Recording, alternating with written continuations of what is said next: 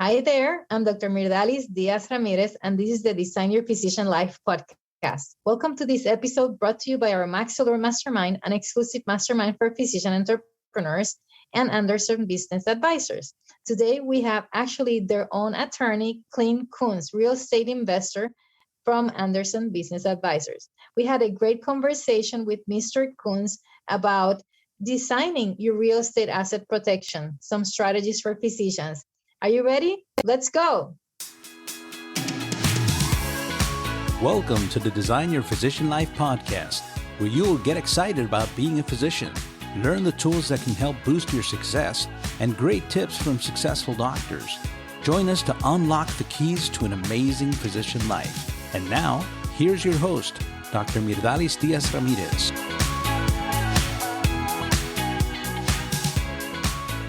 Hey guys, welcome to this episode of Design Your Physician Life podcast. We're super excited today. We have Mr. Clint Coons here. This is a person I have actually admired for some time online.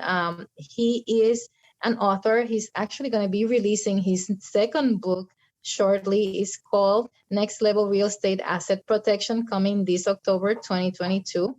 He's an avid real estate investor and attorney who takes investing to the next level through asset protection, tax reduction, and estate planning. And he is one of the founders of Anderson Business Advisors. They're a company who actually kind of sponsors and partners with us. They help us with education for our physicians in our Maxillary Mastermind and also in our group that's called Women Physicians in Pain Management Investments. He's really well respected in his field, legal and, coming through his legal and tax firm. And they have over 400 employees. He has acquired over 250 properties himself, ranging from single family homes to commercial buildings. So he knows about all these things that we're hopefully going to be talking about later today. I don't know that we're going to have all the time to talk about it, but we're going to certainly bring you value because Mr. Coons is in the house here. And he's obviously a dynamic speaker. He knows a lot. And we are actually, before I forget, I want to invite you later to look him up at his YouTube videos and workbooks because he's just wonderful, awesome. So thank you for being here. I'm very excited, as you can tell. Well, thank you for having me. I appreciate it. Yeah, so let's start from the beginning. I like to do a little bit of historic talk before you decided to be a real estate investor and lawyer. Did you ever think, or did you have any influence for your family in any way that you would be in this position that you're today, teaching everybody about all these wonderful things? Well, the teaching side, no. In fact, I was discouraged from practicing law the way I practice it. My grandfather was an attorney, and I was 2 years out of law school, and I'd started the firm with my partner Toby Mathis, and we were out there educating people. He said, you should be charging for that. You shouldn't be giving that education away for free. You'll never make money with that type of business model as an attorney. He said, you're a fool. And, from his perspective, when people come through the door, you charge for your advice. And we took the opposite approach in that we figured, hey, listen, if we can educate people and help bring them up in what it is that they're doing to help them advance and feel like they have a vested interest in it and they understand what it is and don't play the hide the ball that so many attorneys like to play, and then you feel beholden to that individual, you're going to generate clients out of that because people want to understand what it is you're doing for them. Because how embarrassing is it when you sit down with someone and they say, hey, what are you doing on the real estate side? And you try to explain it. Well, what does that mean? I don't know. You just kind of feel stupid. So you need that. And we found that by educating people, when they become clients, if they become clients, they're a better client because we can have higher level conversations and when we can extrapolate out with even better planning for them.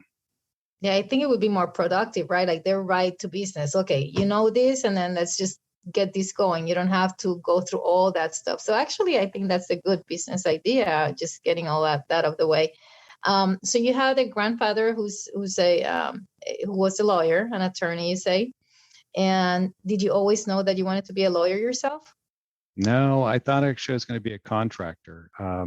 So I grew up with a father who was a real estate investor. He still owns his properties, his rental homes, but he only wanted kids because he needed a couple indentured servants for 27 years, because that's how long it was until I graduated law school. So that my dad was always paying for my education, but there were strings attached, and there's nothing wrong with that, of course. But I grew up with that, understanding that real estate can produce for you, a lifestyle, a safe and secure retirement if it's handled properly. And so building or rehabbing homes, I enjoyed doing that. So when I was in college, I actually worked for a contractor. I was a framer for a number of years. And that's what I did when I was going to college. And I really thought that that's where my life was going to take me, because I get personal satisfaction out of building something, because you can sit back and you say, look what I created. Whereas when you're an attorney, what you find is the satisfaction comes from your client's misery that they have to go through in a lawsuit, only to end up not having to give away any of their assets. And then they thank you and they invite you out to dinners at their nightclubs, and they give you $6,000 worth of Opus wine to show their appreciation. That's where that comes in. So just depends. And so I didn't know, but when the economy turned in 92, I realized that I didn't want to be a contractor in Washington State because it rains too much. And I was doing stuff that I hated at that point. So I went to law school. So you went to law school in 1992. And when did you get your first property? My first investment property was acquired in 2003. Yeah. And can you tell us a little bit about that process for you? Because hopefully the physicians who are listening to this, what we want to explain to them is possible. And the details of that, like financing, and did you have a business plan for that?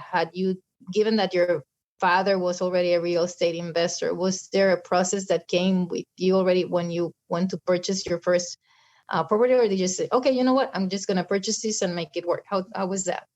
Okay, so the first, I did two deals in 2003. One was a seller finance deal for commercial property down in Las Vegas, because we'd also bought a business down there, and so it worked out well to move into this building. And we bought that from the owner of the business. So that was a seller finance. The second one was a joint venture deal in a warehouse in Savannah, Georgia. We had another attorney that we'd known who actually we met through one of my events. He came to my events, and he's an avid real estate investor, but he didn't see the asset protection side to investing. And so we became fast friends, and then we decided to do a deal together. And at that point in time, I wanted to do more, but I ended up getting stuck with moving the game forwards, the ball down the field with my investing. And it was because I didn't understand what it takes to truly go out and invest, that is borrow money.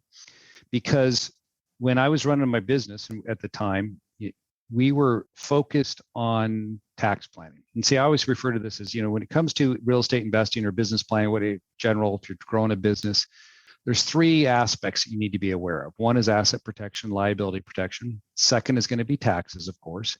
And the third is going to be business planning. And you want to focus on all three. And you want to make sure that the first two, asset protection and tax, support the business planning side of what you want to do in life. Because if you screw one of those up and you put too much emphasis on it, you're going to find it's going to retard your growth going forwards, and it's going to make it more difficult. And we did that. We were making, say, $750,000 in income in a year, and I'd pay zero federal income tax on it. I thought it was so smart, and I did this for several years, paid zero taxes on that income that I was generating. The problem in adopting that mindset that taxes are more important than everything else, reduce them down to zero, is that I couldn't qualify for loans. So when I would go into a lender, if they'd ask for a copy of my tax return, I said, you don't want to see that. And it was an eye-opening experience for me that my tax planning strategy was then dictating my business planning, my investing. It was controlling that. So I realized I had to make a change, and I changed how I accounted for my income. And so what that did is it it didn't allow me to really grow much in the portfolio. I did a few little deals, but really where the acceleration happened was after the mortgage meltdown. That's when I got active with the investing. And we started flipping real estate. We started buying properties with no money down by using hard money lenders. And then after we would get the property rehab, they would do, you know, 100 deals where they'd loan me 100% on the acquisition, 100% on the rehab, turn around and flip it instant equity. And I would pay off the hard money lender and I'd have 20% equity in the property. And so we were doing that for a while. And then it just slowly started to build from there.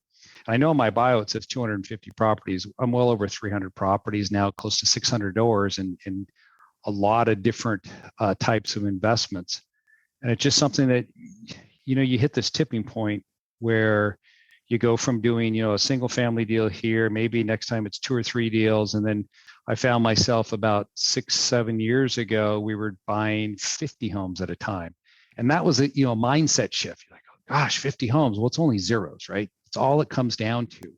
And it's just finding the right connections and learning how to work a market to go into there and cultivate the relationships that are necessary to do this. So you've mentioned quite a few terms there and quite a few things, you know, in terms of, first of all, like everything's mindset, right? Mm-hmm. So we have physicians here who might say, oh my goodness, 300 properties. I can never have that. But it's about like thinking about making it easy, right? How we can make that easy. You mentioned quite a few things that, you know, sellers financing, flipping, the PER model, which you described, hard money lender. Let's start describing some of those because some of our audience, this might be like new things to them. So when you first went, you had a seller's finance. Can you tell our listeners what that means? Well, so in that situation, when we're seller financing, the property owner is willing to be the bank. And so they're going to sell you the property.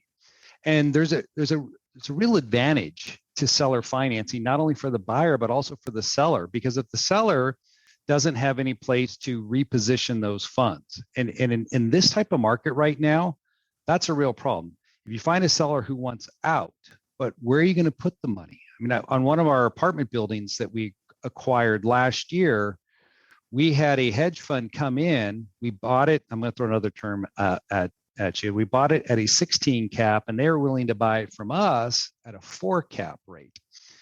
And so basically it means return on your investment, essentially, is what it was. And so I stood to make $1.7 million in a very short period of time. And they said, look at this great deal we're offering you.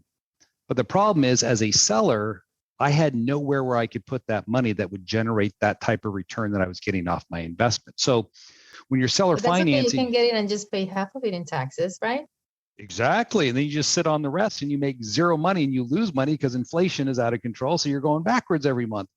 Or you put it in crypto or the stock market and you lose 30% there. So we didn't sell, of course, but with sellers, that's what you're doing. They're gonna sell you the property because they want to collect interest on that note. And so for me, I didn't have to come up with very much down, and I'm just paying them every month, and they get that income stream that's coming in, and they're deferring out their taxes. So in markets like this, where people want to sell, and at the same time, they're not going to buy replacement property because they don't see the return that they can get, seller financing is an attractive option for them because it checks many of the boxes. And as a real estate investor, then you have a way of like not having to put money towards that property, just making it work for you. And that's the way, exactly right. So people who have no money can look at these sellers who are looking for that. And, you know, you just have to mingle with the right people just looking for these type of sellers where they are. The other thing that you mentioned was flipping, which is something that many real estate investors do in their earlier years, especially with you having had that background in building your parents, remodeling your father's properties and stuff. So tell us about that flipping model, because it can be very lucrative, but it's also active real estate investments. Yeah, so the flipping model, of course, you're going to buy a property, you're going to rehab that property, and then you're going to sell the property. And in flipping works in the right location, the right market. And there's, of course, two ways to do this. If you have a rapidly appreciating market, you can flip remotely because you know that that market's going to continue to go up and you can hire contractors to come in and do the work for you.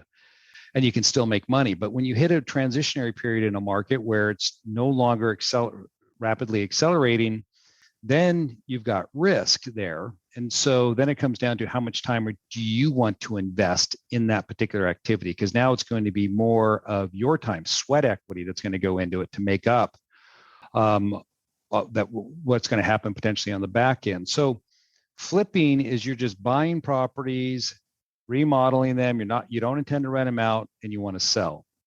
And so that's what we did in the Las Vegas market. And we were actually buying our properties from the banks. They're called REOs. We would go to the banks and we would then negotiate with them to purchase 1, 2, or maybe 4 homes at a time, and then remodel them and sell them. And then a different side to that is that if you decide to purchase a property and rehab it, but this time you decide to rent it, right? And then we get into that BRRRR model where you're not just selling like as a product, it's really more like a service with the renting, but still a business for that property. So can you tell us about that BRRRR, how that worked in your portfolio? Sure. So with the BRRRR model, what we would do is we would buy the properties, we'd start renting to it. And if we found that the tenant wanted to buy the property, we could do the seller financing option. So I would seller finance as well. Or what you would do is you would buy the property, you allow the property to appreciate. So over time, the property grows in value. Then you go in, you borrow your equity back out of the property, and you take that equity and you go and you acquire your next house. And so what BRRRR is designed to do is, hey, let your money work for you. If you buy the house, you put it into it, you're going to get a current income stream. The property is going to appreciate in value. When it's hit enough in value for you to do a cash out refi, you pull the cash back out of the property, you flip that into another deal, and you just keep repeating that. And over time, you'll have a sizable rental portfolio, depending on the market in which you're investing in and what the appreciation rates are like there. And the appreciation, you can also force it through a couple of things. One is through the rents that you're going to be increasing, also through some remodeling. So if you come purchase some distressed properties, then that can be more valuable during that model. Then for getting money, you talked about sellers financing, and you also mentioned hard money lender. Mm-hmm. So tell us about the hard money lender and where that works, because you don't want to be hard money lending all along, right? It's like no. Hard money. So tell us how best you'd use hard money lending in your properties. So hard money lending was used when I was first starting out.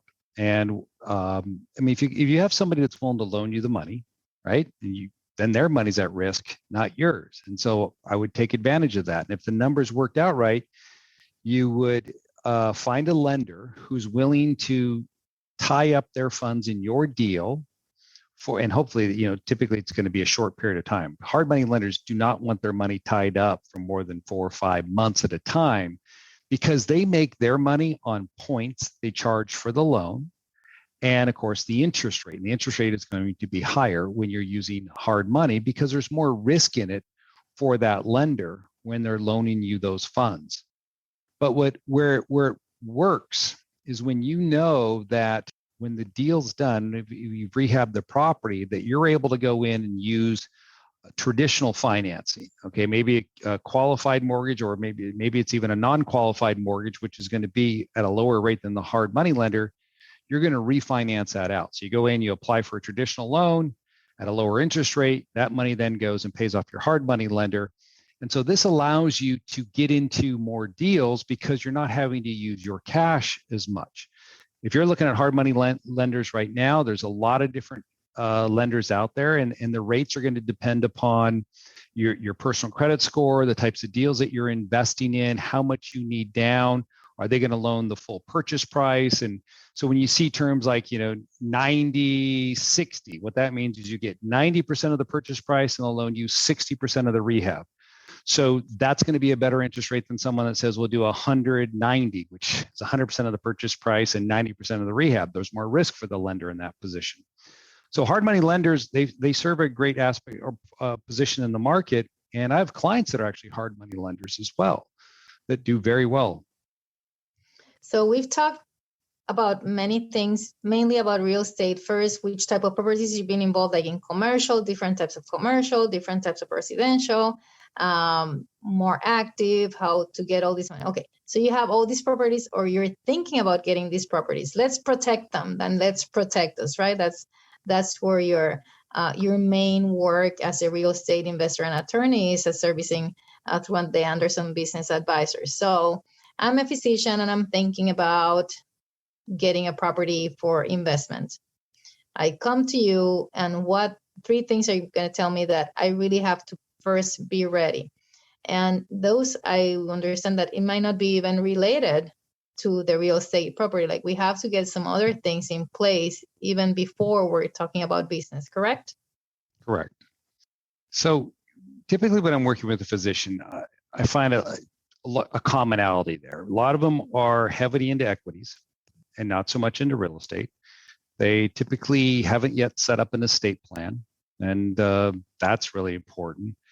And so to lay the proper foundation, what we're going to recommend is that you consider first setting up your estate plan, because anything that you do, at the end of the day, there's one guarantee, is that you're going to pass away. And then what are you going to leave behind? What does that legacy look like? Is it going to be chaos, or is it going to be an orderly distribution of your estate in a manner that you've contemplated during your lifetime to ensure that your value set is carried on to future generations, depending on how you want to distribute, your efforts while you're here. So the estate plan is one piece of it, but then the investment side, the equities that you have, the brokerage account, your savings that you're working on accumulating, that needs to be protected, because as physicians, you have a lot of liability exposure. And everyone tends to focus, more so on the med mal cases and, negligence, but it goes beyond that. And I often tell physicians, I said, I think your greater risk is going to lie with those with whom you work or whom you employ. I was just talking to she's a DC, her husband's a physician, and they run multiple clinics, and they've been sued 9 times. Not one of them is a negligence claim. Every single one of them is an employee-based claim. And they've spent over $1 million in lawsuits in dealing with these things. And the reason why she approached me, and her husband want protection, is because their risk exposure was so high. They said, one of these days, these things are going to turn against us and we're going to get burned. And that's what I tell individuals, physicians, is that liability comes at you from places you would never anticipate a lawsuit starting. And so we need to protect against that. And so everything that you've been generating today, we need to get that safe and secure. And then once you have that foundation laid, when you're starting to look at the investments you want to make, then we'll create plans to ensure that those investments, and if you're going into real estate, you're not creating additional liability exposure for yourself, that we're going to protect you from the properties. So, this year alone, I've had 2 properties burned to the ground, faulty wiring. And luckily no one was hurt in either instance. But if somebody had been burned and they died, I guarantee you they would have probably found a smoke detector that wasn't working because the tenant disabled it, and I would still be held liable for not having working smoke detectors, and I would have to defend that, and I don't have enough insurance to cover 2 people that died in a fire. And so then it goes after your other assets. So you want to make sure that that liability is capped, it's limited. And so we use different entities to do that. So I'm a physician, and we're talking about like getting the real estate. Before that, there's this process.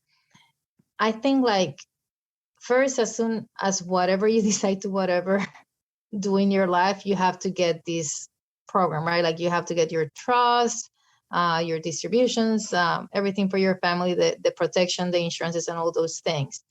And then when you create your actual clinics, if that's what you're going to create, that's a business on its own. So it has to go through these particular entity structures that can be created. And each property that you have as a real estate investment has to have its own business plan and its own tax and asset protection strategy. What do you see? You say like many people don't do that and they come to you. Which would be like the first step for somebody who doesn't have any protection? Which are like the structure planning that they should think about? Well, if they don't have any protection, I mean, the first thing they need to do is set up that estate plan. That should be the first thing you create. And then after that, I would look at creating entities, business entities, LLCs, for your investments that you're going to be making. And then if you have your own practice, looking at that and making a determination as what is the best structure for that practice. And many times, where people, they make a mistake in their thinking is that they say to themselves, well, if I create a corporation or an LLC for my practice and something goes wrong, I'm protected. You're not. You can always be sued for your own negligence. And so when you create a business structure for your practice, what you're doing is you're protecting yourself from your employees and the mistakes that they make or your partners make. And so that's important. You need to lock that side of your plan down. And then once you get that in place, then you should be looking at the tax situation and making a determination, okay, what do I want to do on the tax side to reduce my taxable income? And so I'll give you an example of this. Last year, it was in October, I was working with a physician out of Texas, and he had sold an interest in a clinic, and he had say $1.2 million come in. And the question was, what do we do with this $1.2 million? He wanted to reduce his taxes on it. So I talked to him about investing in real estate. And I said, all right, so if you make this, you put it into real estate, you buy this property, let's turn that into an Airbnb, a short-term rental property. And can you commit to it, or can your wife commit to working on this 100 hours this year between now and the end of the year? And if you do that, we're going to perform what's called a cost segregation, which means we're going to accelerate your depreciation. We're going to go into this property and say, all right, it's worth $1.2 million.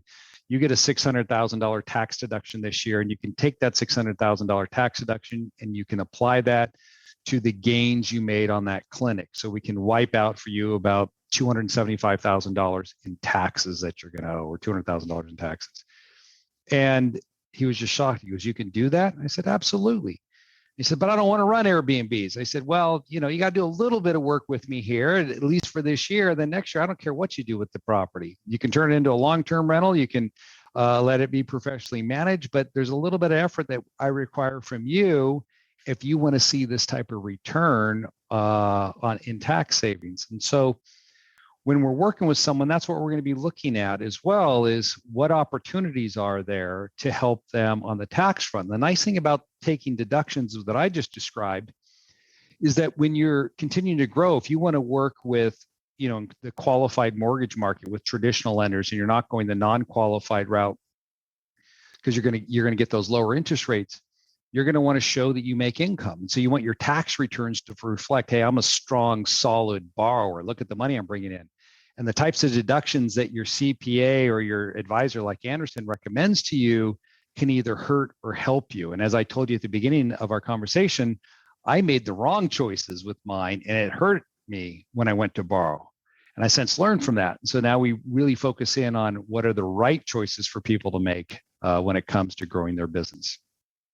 So you mentioned a concept there that I think physicians should benefit. They could benefit from, and they don't necessarily know, especially when you have a partner who's not a physician but has maybe more time in their hands.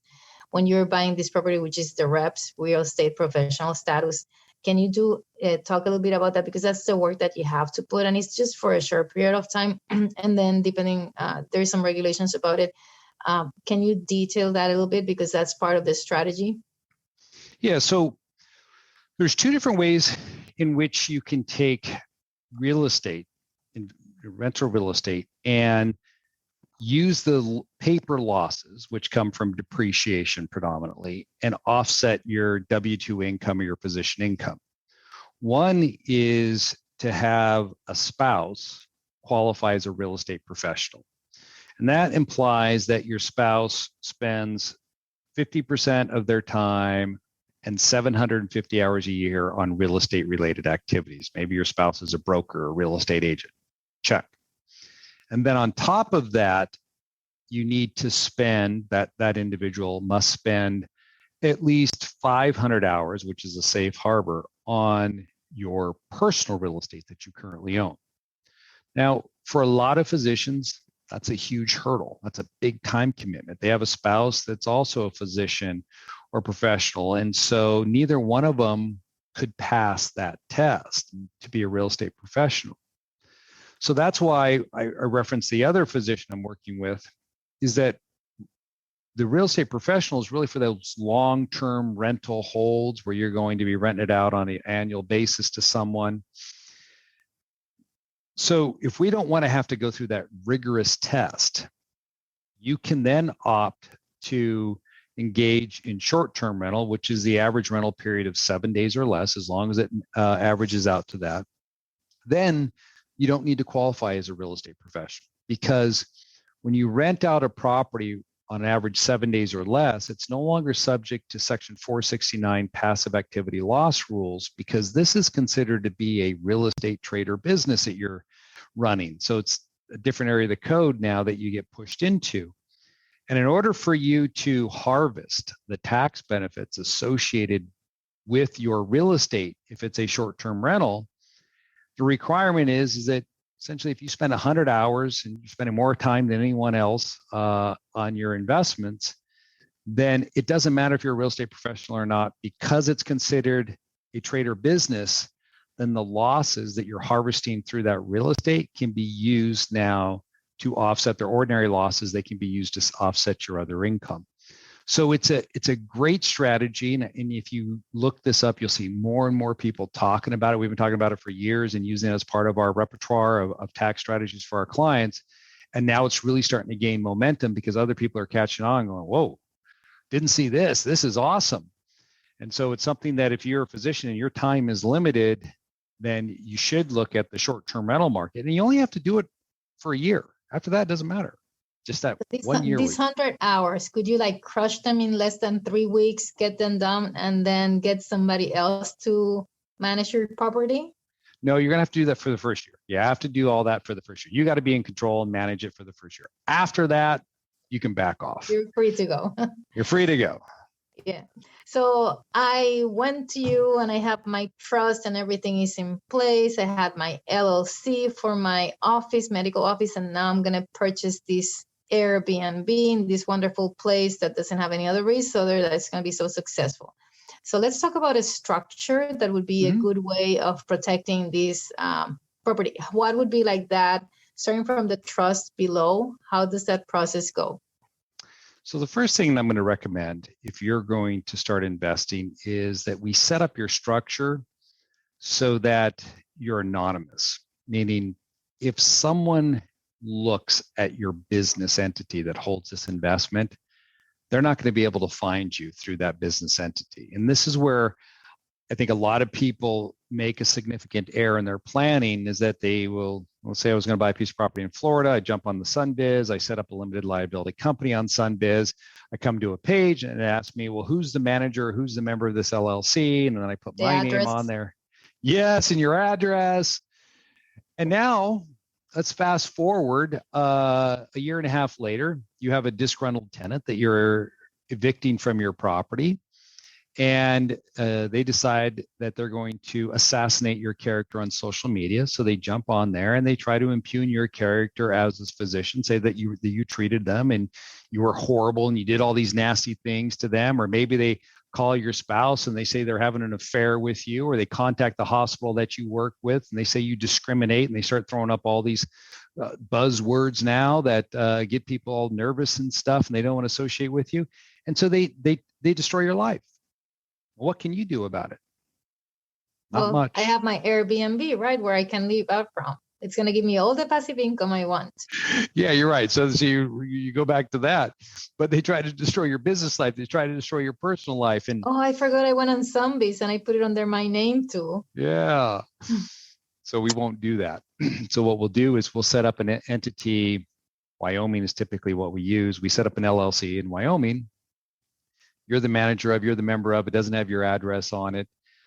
And the thing about Wyoming is they don't collect any information on who the members or managers are. They don't care. All they want to know is what is the name of the LLC, what is its business address, and who is a registered agent. And we point all that back to our Wyoming address. We have an office in Wyoming. And then once that entity is established and we want to set that entity up in Florida, we set up the Florida Limited Liability Company and we make the Wyoming its single member. So when we're filing the Florida entity, everything points to the Wyoming entity. So if somebody wanted to reverse engineer what we've done for a client, what ends up occurring is they will look up the Florida entity. They'll see that the Florida entity is owned by a Wyoming entity. So then they'll go to Wyoming Secretary of State's website, look up the Wyoming entity, and the Wyoming entity doesn't disclose anything about who the members or managers are of this company. And invariably where that leads is to people contacting our firm and asking questions or trying to get information. Oh, I'm trying to reach out to the owner of this entity. Who might that be? Well, we're a law firm. We can't share that information. But I'll tell them, hey, send me an email with your contact information, why you want to talk to our client. And I'll be sure to pass that along. And if they want to reach out to you, they will. And so we serve that as a blocker to maintain our clients' privacy from those that would wish to do them ill will. So the thing to do is, first, if you're thinking about getting a property, treat it as a business. So have a business plan. If it's an Airbnb or the property that you're going to do the PER for or multifamily home, whatever it is, it's a business plan. Then before purchasing that, have somebody like Clint ready to go with all these things in place. And then tell us what happens. Should I go and sign for this property? When do you come into play? When should we be ready to register this property with you? How that purchase should ideally happen? So here's what I tell people. I'll ask them, how are you acquiring the property? Are you paying cash for it? Or are you using a qualified mortgage or a non-qualified mortgage? So let me define what I just said there. Qualified mortgage is what you're going to get if you go to a broker, if you're going to Chase Bank. Those are all Freddie, Fannie underwritten mortgages. And so they have very specific guidelines on how they will underwrite that loan, meaning how you take title to the property is what I'm referring to. Non-qualified mortgages are loans that are made essentially from a community lender. Portfolio loan. That means they're not going to sell it to Freddie or Fannie. Or maybe it's an investment group that is loaning money. So on a non-qualified mortgage, you're going to pay a higher interest rate, maybe 2% higher than what you would get with a qualified mortgage, but it doesn't come with as many strings attached. And the main string that I'm referring to here is the ability to close in an LLC if it's residential property. So if you found a piece of residential real estate and you say, I'm going to buy this property, what should I do? First thing I'm going to ask you is, how are you paying for it? If you tell me cash, I'll say we need to set up the LLC structure I just described, close in the name of the LLC. If you tell me I'm going to finance it, well, then my next question is going to be, where is the property located? Because that's really important as well, but that's going to determine on the back end what type of structure we're going to create for it. Once you tell me you're going to finance it, then I'm going to ask you, is it a qualifying mortgage, which you may not remember, and I'm just going to say, who are you using? If you told me it was a broker or a bank that, big national bank, well, then I'm going to tell you, you got to close in your own name. And then after you close in your own name, then we can deal with the structure. But if it's a non-qualifying mortgage, then I'll tell you, hey, we can close directly in an LLC, most likely. Let's reach out to the lender, find out if they have a problem with that. Because if you can close in an entity, that's always the best way to go. So your name is never in the chain of title. But if you can't, and you're required to close in your own name, well, then we'll do that. And then after that's done, then we can focus on the structure. And the structure may change. What I brought up initially, LLCs, for example, if you're in Florida, we're going to use what's called a land trust. And we're not going to use an LLC, because if we use an LLC and put the property into it, it would be a taxable transfer if it's a Florida property. So we'll use a land trust, which is exempt. And so that's the other layer to this. And I see people make this mistake, real estate investors make this mistake all the time, is that they assume that it's a one size fits all. Hey, everyone sets up LLCs. They told me I need a limited liability company. I set one up, I transferred the property in, and I either got reassessed or I had to pay $4,000 in transfer taxes. Yeah, because in that county or that state, you shouldn't have used an LLC. You should have used this type of tool instead. So that's important. And that's why it's like you were talking about working with someone who's a mentor who can help guide you. And that's really how I see us at Anderson, is that we want to educate our clients and guide them along the process. And then when they feel comfortable and they understand, hey, yes, I'm getting a lot of value out of this, many times they'll engage with us to help them create this structure. Let's give you some time to your book. I love that your book is coming. Thank you. Yeah, so I wrote my first book several years ago, and then I updated it about 4 years after that. It was Asset Protection for Real Estate Investors, and it was about putting together the basic strategies. A lot of focus was placed on asset protection. And when I first wrote that book, it was coming out of making before I realized some of the mistakes I'd made with my own planning about building the business and the whole lending side of what it takes to build a portfolio. And so the structures are sound and the principles are sound, but I realized that there's this other level to real estate investing that I only figured out through experience in going out there and building the portfolio that I've built.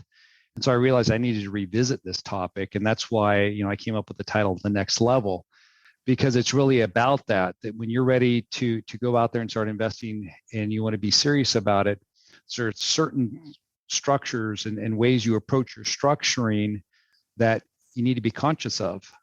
So it can help you do more. I've seen plenty of instances where entities have stopped people from growing because they weren't set up right versus those that have helped them go out there. So simple things such as how the income hits your 1040, how you create your structure to make sure that the income touching your 1040 looks better to lenders versus the competitor who's trying to get a loan, can't figure out why he makes just as much money as you do, but he's not being able to qualify for the same loan. It's because of the way his tax returns look. And so there's a lot that goes into it. And so I was real excited to put that book together to get that information out there. One question I wanted to ask you, and I forgot to say, the effort that we have is really to help physicians design their life so they can know that there's alternatives, and this is a great alternative. A lot of people find that creating passive income, especially through real estate, makes them a more valuable asset themselves as they come to work as physicians. So You've been working with a lot of us.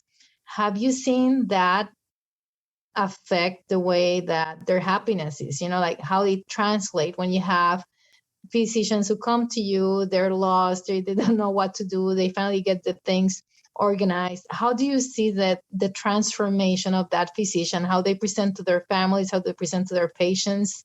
How do you see that change happening with your clients?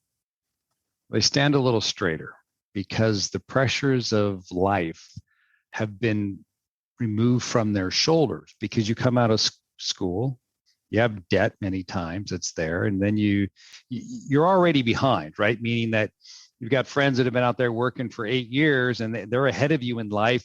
If you look at things, which people tend to value other individuals by, and so you're going to catch up to that, and you're going to do it much quicker because your income's going to be higher, but you're still, it's still more debt, and you've got things you have to manage, and that's all always dependent upon your time, meaning that there's only so many hours in a day and there's only so much you can charge. And if you are absorbed by a hospital and you're not part of a private practice where you have clinics that supplement your income, it becomes more difficult for you to achieve financial freedom.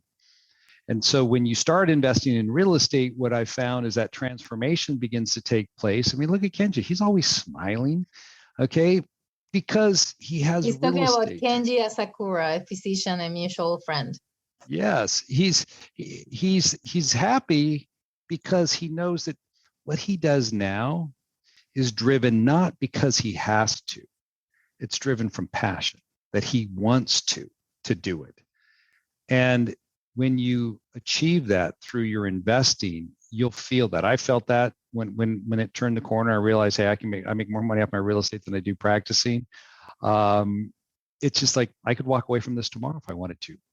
And so what I do, why I'm sticking around today, and why I'm still here doing it, is because I really like what I do, and I couldn't see myself doing anything different. But I don't feel like I have to get up and do this every day. I could leave for a month, and it's not going to impact me.